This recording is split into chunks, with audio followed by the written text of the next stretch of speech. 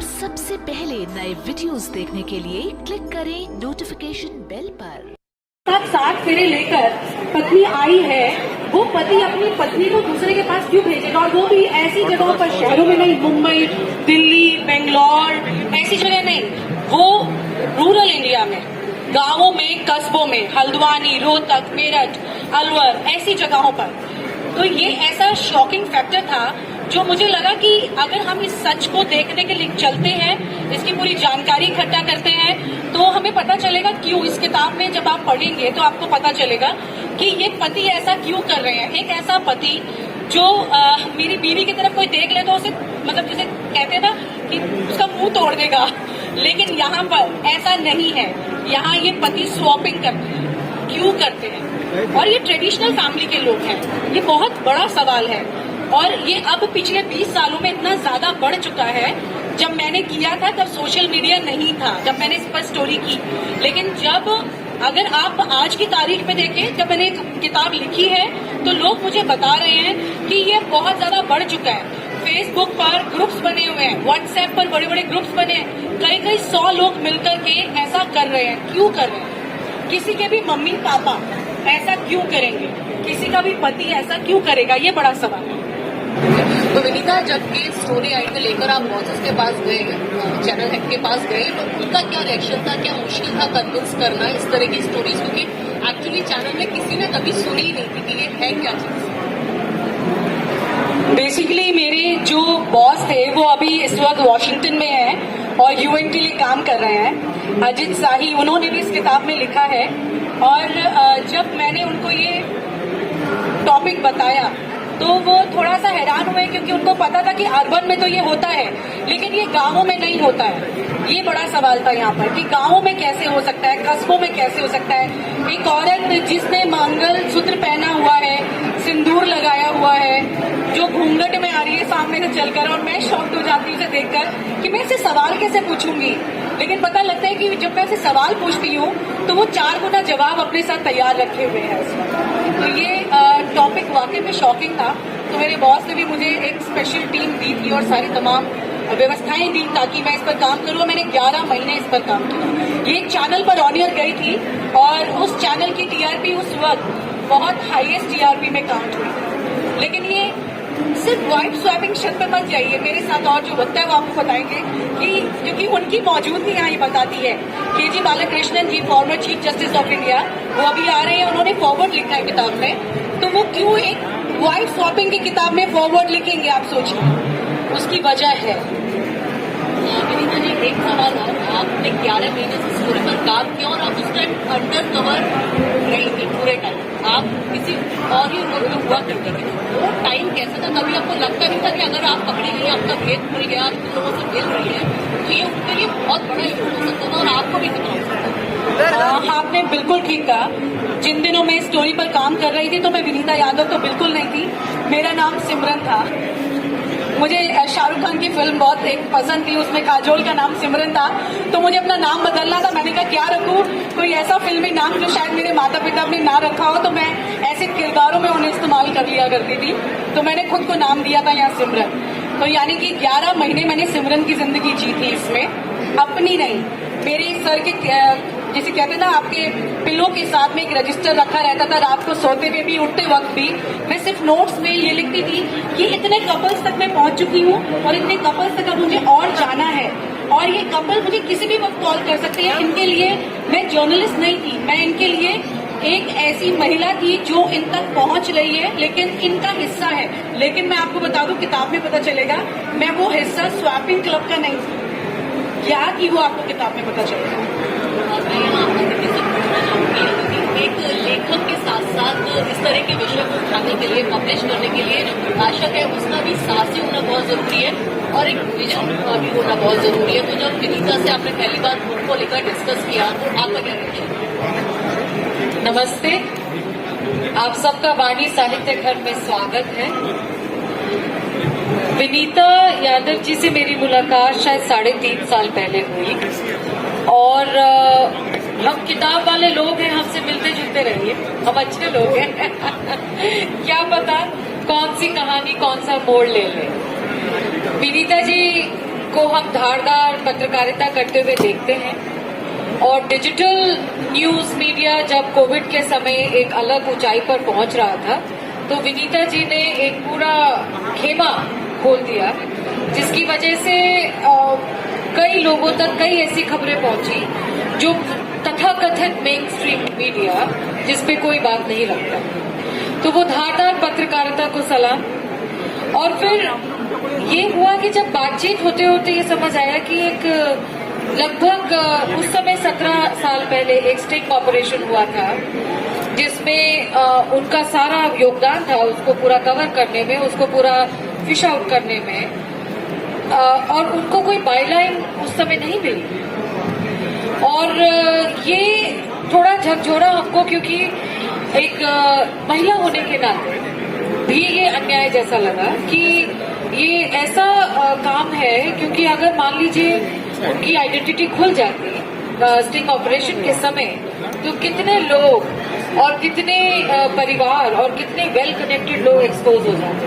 तो उन्होंने सच में अपनी जान पे खेल कर ये ऑपरेशन किया था। दुनिया भर में इनफिडेलिटी और अडल्ट्री को लेकर बड़ी बातें होती हैं, बल्कि मैं कल परसों क्योंकि लॉ में इंटरेस्ट है तो फॉलो कर रही थी, तो अब ये हुआ है कि एडल्ट्रेस को भी फाइन देना पड़ेगा। ऐसे 2 जजमेंट्स आए हैं। तो बहुत दिलचस्प लगा ये मोड़ मुझे, क्योंकि आज तक एडल्ट्री को बहुत ही पैट्रियार्कल पुरुषसत्तात्मक दृष्टि से देखा गया है।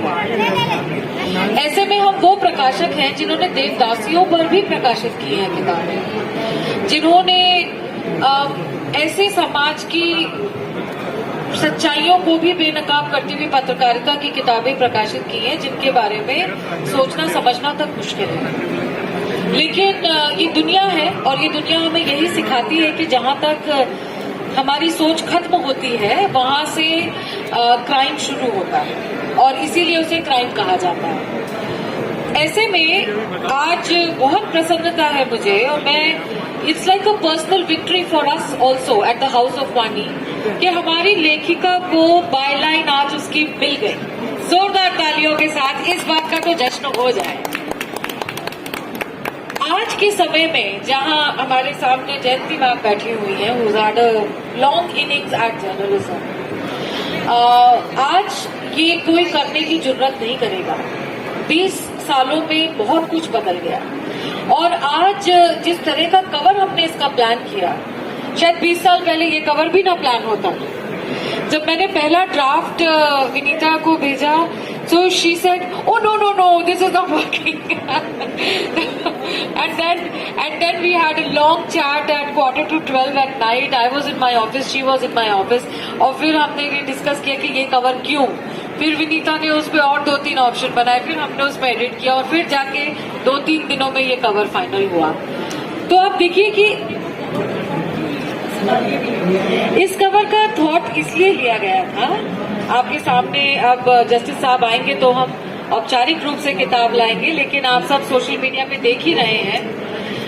ये कवर इसलिए बनाया गया था, सच बताऊं तो हमारे पास आपको किताब बेचने के लिए सिर्फ 3.5 सेकंड है, और उसमें अगर आपने किताब नहीं खरीदी और आप आगे निकल गए बुक शेल्फ से तो हम किताब मिस कर जाएंगे। दूसरा थॉट बताती हूँ, वो ये कि जो महिला और पुरुष पीछे दिख रहे हैं इसमें, वो सब छायाएं हैं और इस पूरे स्टिंग ऑपरेशन में सिर्फ छाया ही थी। अभी विद्रोही जी का हमने पुस्तक लोकार्पण सुना 1 घंटे पहले, और भाषा के ऊपर हमने उनकी बहुत महत्वपूर्ण बातें सुनी। आप इस किताब में देखेंगे कि भाषा को लेकर जिस मर्यादा में रहकर विनीता ने सारी बात कही है वो बहुत मुश्किल है, क्योंकि ये सब्जेक्ट ऐसा है जिसमें हर प्रकार की गंदगी समाज की दिख जाएगी आपको, जो भी एक शादीशुदा जीवन में हो सकती है, लेकिन उसको भी सभ्य भाषा में प्रकट करना, उसको फिर से उजागर करना 20 साल बाद, ये एक बहुत बड़ा काम था। इस किताब को बनने में 3 साल क्यों लगे, आज ये बहुत बड़ा सवाल आता है। कई लोगों ने सोशल मीडिया पे भी पूछा, इतनी पतली तो किताब है, इसमें क्या 3 साल लग गए। ऐसा ही होता है जब एक्सपीरियंस का निचोड़ निकलता है, जब भटकते भटकते आप कई बार साहस छोड़ देते हैं किताब को लेकर कि नहीं हो पाएगा, छोड़ देते हैं। फिर 2-4 महीने में इनके प्रकाशक का फोन पहुंच जाए इनके पास, कैसे छोड़ देते हैं, आगे के पन्ने क्यों नहीं लिख रही हूँ। फिर 2 महीने बाद साहस छूट जाए कि अब छोड़ देते हैं। फिर इनकी संपादक का फोन दिवाली पे पहुंच जाए, कहाँ गई कवली किश।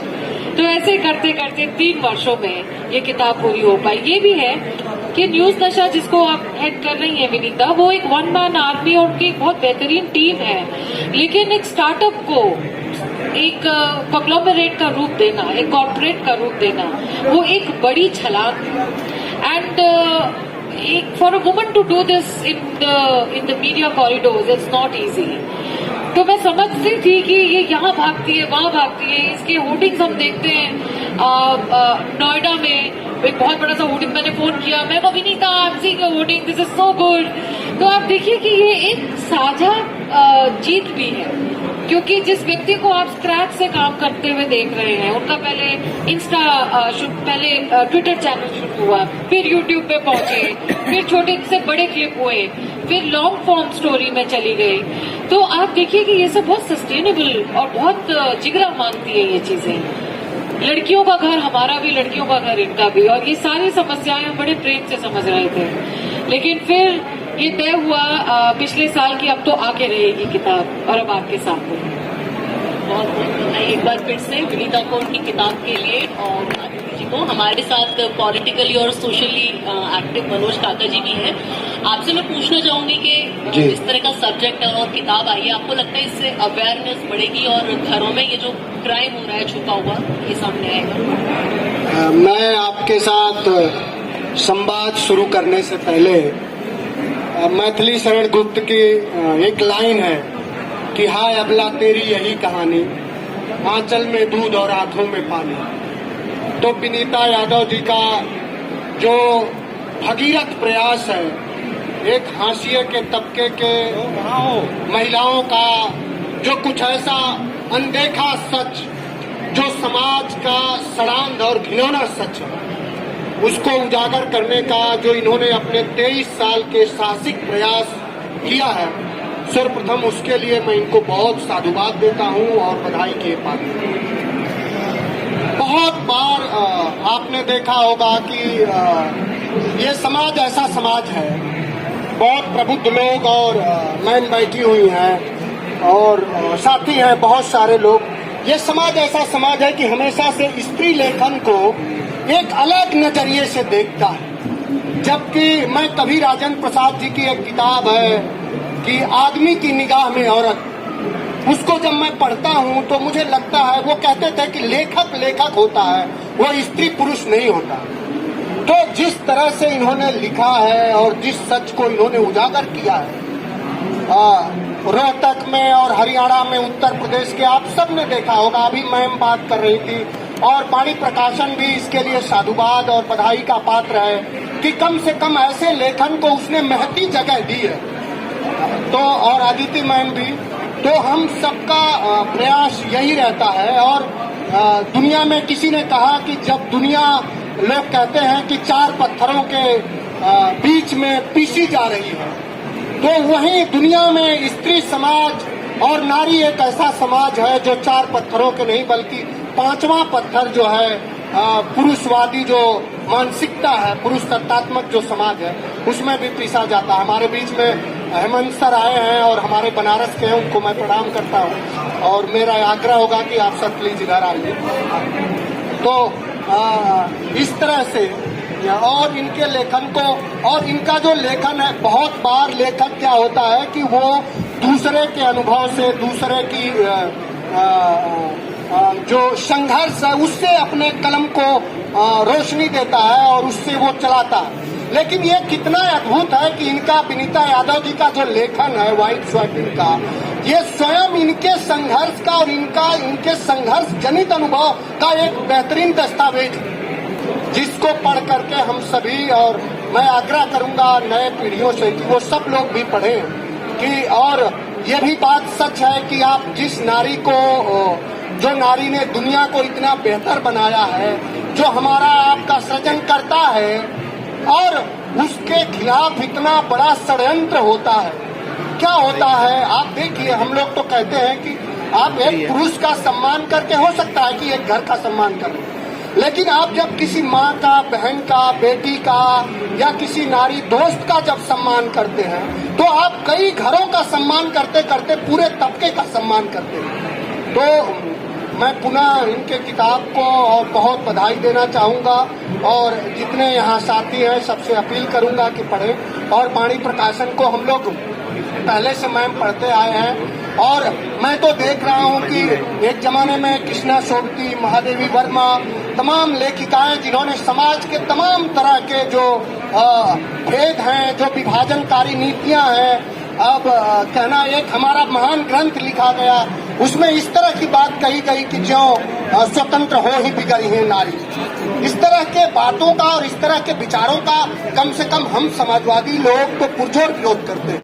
इसी के साथ साथियों मैं आपसे अपील करता हूं कि आप हमारे चैनल पर नए हैं तो हमारे चैनल को सब्सक्राइब करें, लाइक करें, कमेंट करें और सभी दोस्तों में शेयर करें। साथियों चैनल को सब्सक्राइब करने के बाद में ऑल नोटिफिकेशन दबाना ना भूलें ताकि आपको हमारे सभी वीडियोज़ की नोटिफिकेशन मिल सके। धन्यवाद साथियों।